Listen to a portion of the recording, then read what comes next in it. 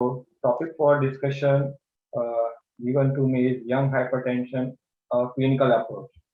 So as we all know, the hypertension affects one quarter of the global population, and as per one estimate, 1 in 8 adults aged between 20 and 40 is suffering from hypertension. And hypertension, as we know, is one of the foremost and topmost risk factor for cardiovascular morbidity and mortality over a long period of time. And what happens in hypertension?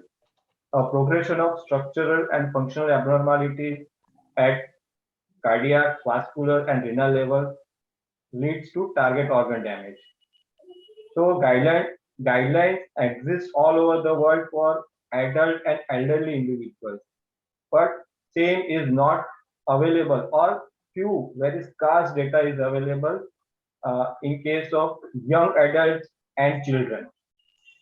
As we all know, in case of adult and elderly individuals, there are risk assessment, 10-year cardiovascular risk assessment. Based on that, we manage hypertension. But risk assessment in very low risk young adult, like between below 40 years of patient, is challenging. There is one recent study, Cardia, where they have mentioned that stage 2 hypertension before 40 carries significant higher risk of all-cause mortality, which we all know in adults, we are following that only. So, lifetime trajectory of blood pressure is programmed in the perinatal period. What happens during fetal growth development, if it is restricted, there is a possibility of developing hypertension at young age. So there are some genetic and environment influences during the pregnancy, or a mother who had hypertensive disorders of pregnancy, or delivers a preterm or low birth weight babies. They carry a higher risk of developing hypertension at very young age. So what happens if hypertension develops at young age? There are higher rate of developing left ventricular hypertrophy, which itself is a risk factor for cardiovascular morbidity and mortality. It has been also noted in patients with young hypertension, there are alterations in vein volume and white matter hyperintensity volume.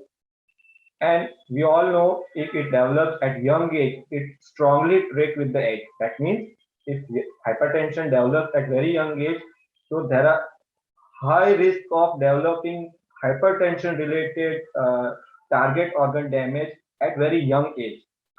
So what are the issues we are facing in young hypertension? Low awareness among the physicians, lower diagnosis rates, and poor blood pressure control. And as in our practical experience, there are some barriers for good blood pressure control in young individuals, like psychosocial things, management concerns, benefit and risk of treatment. There is a fear of misdiagnosis. Are we missing out something? Possibility of secondary hypertension. And there are some factors from the patient and like adherence, loss of follow-up, and resource allocation from the authority side. So as per one study, prevalence of mild hypertension or pre-hypertension is more common than expected. And it is progressively rising as our lifestyle is westernized gradually. And mainly attributed to obesity, unhealthy lifestyle habits, sedentary living, poor physical activity, high salt, junk food, and nowadays kids and young adults, they do play video games. Now in some metro cities, there is increasing intake of alcohol or smoking among young individuals. They also drink coffee, or they also tend to have poor sleep. So these are all major attributable to development of hypertension at young age. If you look into the pathophysiology of hypertension among young individuals, it is more or less the same. There are arterial stiffness structure and function of the arterial wall is altered at early stage, leading to arterial stiffness and later on development of hypertension. As well as at the same time, there is uh, abnormal collagen overproduction and diminished quantities of normal elastin, leading to vascular stiffness, contributing to hypertension and local RAS activation, which leads to increased ventricular afterload and decreased coronary perfusion pressure, respectively leads to left ventricular hypertrophy and subendocardial ischemia. There is also a very major factor of sympathetic overactivity among young individuals. So how do we define blood pressure threshold in young individuals, young adults? As per IACC AHA 2017 guidelines based on sprint, if blood pressure is more than 130/80, we define it as a blood pressure. But in our country, still we go by the blood pressure levels of 140/90. So what is why we and if we why we do have to give more attention to systolic or diastolic blood pressure? As per one study, diastolic blood pressure is more strongly correlated to all-cause mortality with risk rising above 90 mm of mercury. And there is some uncertainty about isolated systolic hypertension among young adults, and it may represent increased pulse wave amplification. Means there is a isolated systolic hypertension means systolic blood pressure will be more, but if you measure central aortic pressure, it will be less. So, as with our other patients of hypertension, these young adults also present to us with some sort of vague complaint like headache, dizziness, shortness of breath, palpitation, and most of the time they are asymptomatic. They are diagnosed incidentally, or they may have come for another reason, and if we incidentally check the blood pressure, we can find to have a higher blood pressure. So screening is necessary in young adults and school children. So what do we do in screening? See, as per one recommendation, any individual more than 18 years of age should check his or her blood pressure once in a while, or as and when they visit a medical doctor for any other reason, they should get their blood pressure checked. And as per European Society of Hypertension and National Heart and Lung and Blood Institute, they recommend even blood pressure measurement from the age 3 to 17, undergoing for any medical visit or whatever reason. Still, blood pressure measured in our clinic is a gold standard. But as we all know, there are some anxiety among individuals, young individuals. So we should, in our special cases, we should also have the provision of 24-hour blood pressure monitoring or home blood pressure monitoring to verify our clinic blood pressure finding. So what do we do in our clinic? Like we take the family history of hypertension, like any parents having high blood pressure, taking any medicine, medical history like preterm delivery, low birth weight, mothers having pregnancy, hypertensive disorders of pregnancy, or individual himself or herself is having high blood sugar or high cholesterol at young age. Other risk factors mentioned earlier like sedentary lifestyle, obesity, poor sleep. These are the other risk factors we should always ask our young adults. In physical examination, we always do go by the standard protocol for blood pressure measurement. Laboratory, we all routinely send our CBC, create electrolyte, thyroid, sugar, and cholesterol. We also should check BMI in selected individuals in our history of physical examination, or we suspect long-standing hypertension or prolonged hypertension or uncontrolled hypertension. We should also ask for ECG and echo. And advanced stage only in very, very selected individual patients to rule out secondary hypertension. So what are those selected patients? Like if age is less than 30 and blood pressure is more than 180 over 110, sudden deterioration in blood pressure control, there are evidence of target organ damage, or like we said in our screening, the initial investigation in ECG or echo, or blood analysis, if you find any suspicious of secondary hypertension, we should go for the advanced imaging.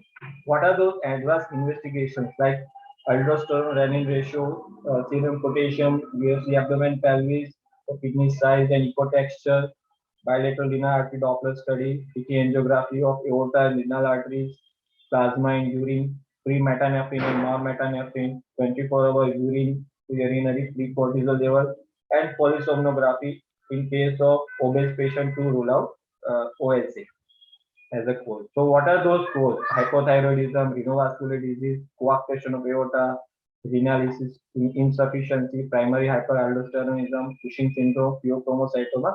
These are all causes of secondary hypertension. And this all we got know the algorithm of approaching a patient with suspected secondary hypertension. Why we should look for secondary hypertension? Because if we recognize it is potentially beneficial and specific treatment and possible cure is available. So apart from normal patient, normal young adult patient who is not having secondary hypertension, who is a purely like we say lifestyle related issues, so we should always give them a chance to develop a healthy lifestyle. Like we can always counsel them regarding lifestyle intervention, exercise programs, diet control, weight loss, uh, restriction of salt intake, consumption, alcohol consumption should be minimized, and smoking cessation. So when do we initiate medicine? When lifestyle modification fails after adequate period, like 3 to 6 months. And during meantime, we always ask them to come for follow-up and get the blood pressure recorded in a chart.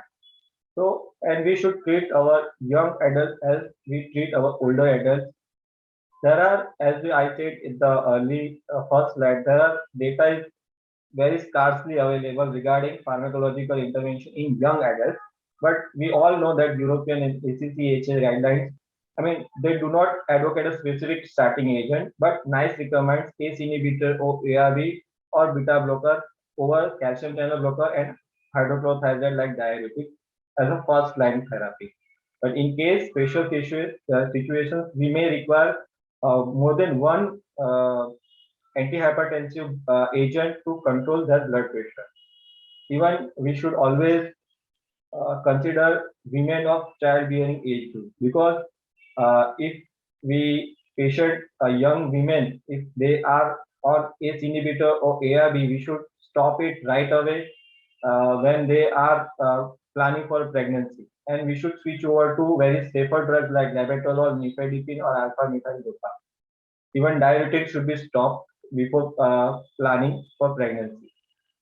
As I said, isolated systolic hypertension may not require treatment, but they require close follow-up, serial monitoring, along with lifestyle modification. So, with this slide, I conclude my talk. I forgot to mention I'm Dr. Mitesh Chauhan, clinical cardiologist from Surat. Over to you, Dr. Jagnany.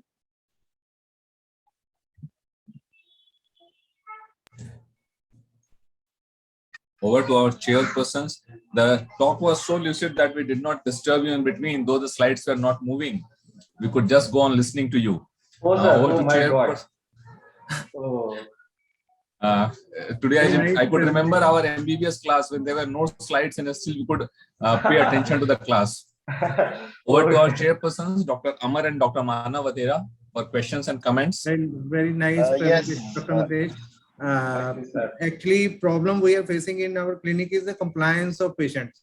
Right, young patient don't want to take medicine. They said कि नहीं हमें lifetime खानी पड़ेगी. या this is the main problem we are facing. Right, sir. Right.